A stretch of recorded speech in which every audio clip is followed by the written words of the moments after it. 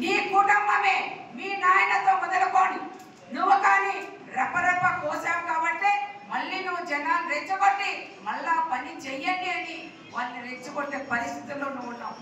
దయచేసి sir Chandrababu sir ఇలాంటి వాళ్ళని వెంటనే మీరు శిక్షించి వీళ్ళ కేసులు పెట్టి లోపల బొక్కలు తొయ్యాలని,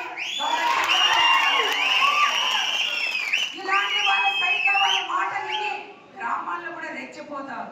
రెచ్చపోతే మన వాళ్ళేమో గాజలు తొడుకు ఈ పక్క కూడా రెచ్చపోతాం. అప్పుడు రెచ్చపోయినప్పుడు వాళ్ళ వీళ్ళు కేసులు వస్తాయి. చాలా మంది ఇబ్బందులు కూడా పడతారు.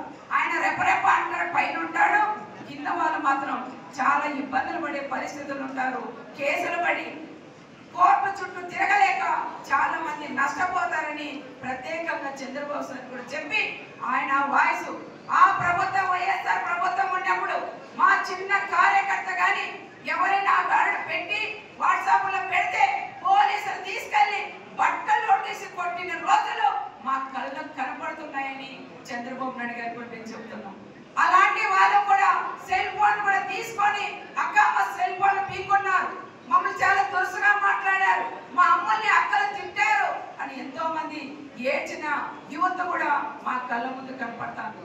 మరి ఇలాంటి వ్యక్తిని జగన్మోహన్ రెడ్డి లాంటి వ్యక్తిని ఏ జైలుకు పంపిస్తారనే విషయం మన అందరూ కూడా నిర్ణయం తీసుకోవాలని మన గౌరవ ముఖ్యమంత్రి చంద్రబాబు నాయుడు గారిని నేను కోరుకున్నాం. రెచ్చిపోయి మాట్లాడి చాలా మందికి ఇబ్బందులు కూడా పెడుతున్నారు.